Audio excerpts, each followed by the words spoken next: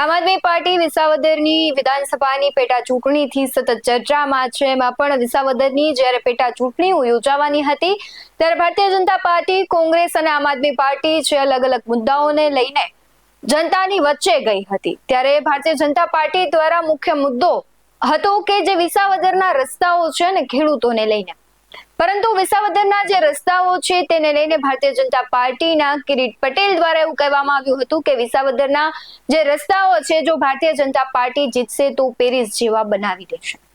અને આ મુદ્દે જ ઘણા બધી વખત તે ટ્રોલ થયા હતા અને હજુ પણ જો પેરિસનું નામ આવે તો કિરીટ પટેલ સૌથી પહેલા યાદ આવે. હવે આ રસ્તાઓની ખરી વાસ્તવિકતા શું છે તેની જ આજે વાત કરવી છે. નમસ્કાર, BS9 TV ન્યૂઝમાં આપની સાથે હું ભૂપતિ વિસાવડિયા.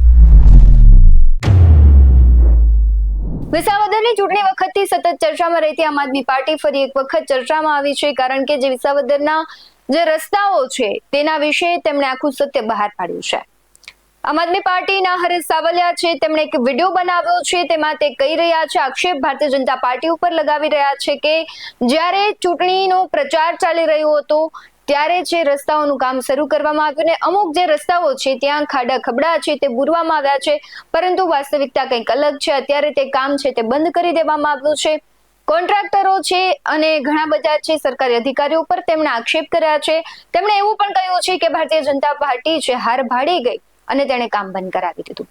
શું કહી રહ્યા છે હરીશ સાવલિયા, તેના પર નજર કરીએ. મિત્રો, આ રોડ છે જુનાગઢ તાલુકાના ઉમરાળા ગામથી બંધાળા ગામ તરફ જતો રસ્તો, એટલે કે મોટા કોટડા, માણેકવાડા મોટા કોટડા બિલખાને જોડતો જે મેઇન રોડ છે એને જોડતો આ રસ્તો છે. આ ચૂંટણી પહેલા ફાંકા ફોજદારી કરી ગયા અમુક ભાજપના લોકો, રોડ બનાવી દેશું, રસ્તા બનાવી દેશું, અને એ ફાંકા ફોજદારીના ભાગ સ્વરૂપે આ રોડનું કામ પણ ચાલુ કર્યું. આ રોડનું કામ ચાલુ કર્યું.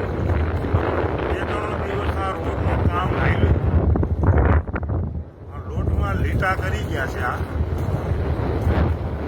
પછી એને કઈ ખબર પડી ગઈ કે શું થયું કે આપણે ચૂંટણી હારી રહ્યા છીએ, ભાજપ ચૂંટણી જીતવાની નથી વિસાવદરમાં. આવી એને ખબર પડી ગઈ હોય કે કઈ ગંધ આવી હોય, એ તો ભગવાન જાણે શું થયું હોય. પણ આ ચોપડીને વૈયા ગયા માથે માથે. રસ્તો તૂટી ગયો. હજુ આને 2 મહિના નથી થયા. 2 મહિના પહેલા જ આ કામ કરવામાં આવ્યું છે. એટલે કે જનતાની આંખમાં ધૂળ નાખવાનું કામ આ ભાજપ કરી રહી હતી. આ ભાજપે ધૂળ નાખવાનું કામ ચાલુ કર્યું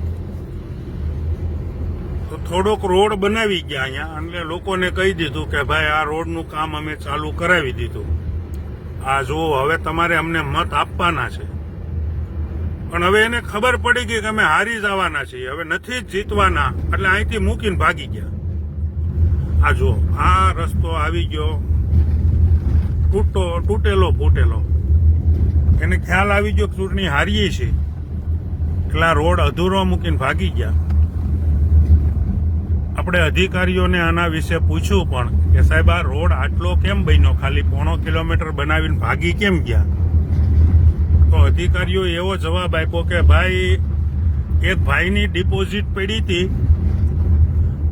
અને ડિપોઝિટ ભર્યા પછી ભાઈએ કામ ચાલુ ન કર્યું અને એની ડિપોઝિટ જમા રહી ગઈ, એટલે એ ડિપોઝિટમાંથી આટલો રસ્તો અમે બનાવી દીધો. કારણ કે પછી તો શું હોય, આકાએ જેમ કીધું એમ અધિકારીઓ બોલે, એટલે આ પછી ક્યાંક થીંગડા માર્યા અને આ રોડ અધૂરો મૂકી અને અધિકારીઓ, ભાજપ વાળા, કંત્રાટી, જેનું ટેન્ડર હતું એ ટેન્ડર વાળા બધા ભાગી ગયા મૂકીને. હવે કઈ જરૂર નથી. પણ તમે ઉપર વ્યા જાઓ ને ન્યાય તમારો પીછો નહીં છોડીએ. આ રોડનો બાયોડેટા આખો કાઢવામાં આવશે કે આ રોડ 1.5 કિલોમીટર થયો, ફોટા પાડીને વહી ગયા છો તમે. ફોટા પાડીને જમા કરાવી દીધા સરકારમાં કે રોડ બની ગયો, બાકી આ રોડ તમે મૂકીને ભાગી ગયા છો. એટલે જો તમારામાં કઈ માણસાઈ જેવું હોય, અથવા તો તમને કઈ એવું લાગે કે અમે આ ખોટું કર્યું છે, તો ઝડપથી આ રોડને પૂરો કરો. નહીતર તમે ગુજરી જાઓ ને ઉપર વ્યા જાઓ ને તો ત્યાં સુધી તમારો પીછો નથી મૂકવાનો. આ તમે ખાઈ ગયા છો રોડ આખો.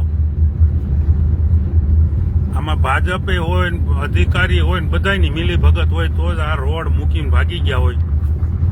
બાકી આ રોડ આવી રીતે કેમ આવો તો કોઈ દી મંજૂર થતો હોય છે કે 0.5 કિલોમીટર રોડ બને ને પછી રોડ પૂરો, પછી નહીં બનાવવાનું, પછી ભાગી જવાનું, ફોટા પડી જાય, ફોટા અપલોડ કરી દેવાના, સરકારમાં નોંધાવી દેવાનું, રોડ બની ગયો.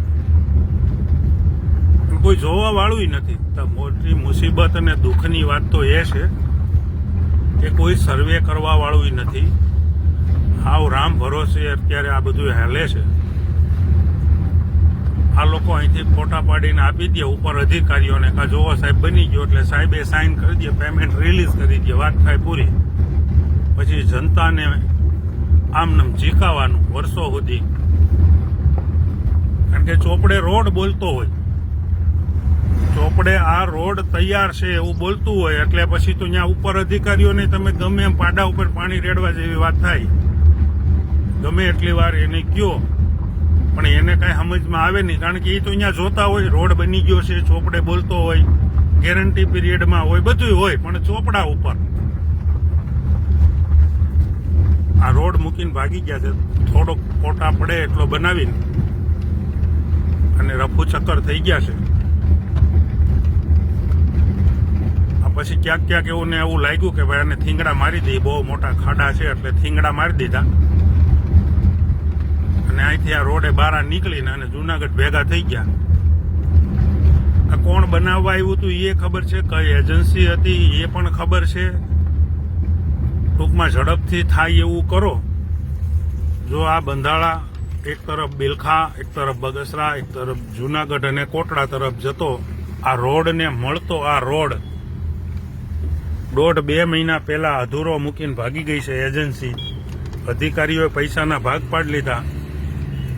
થોડા ઘણા કે જે કાંઈ ભાગમાં આવતા હતા એ ભાજપવાળા લઈ ગયા અને હવે જનતા પીડાય છે.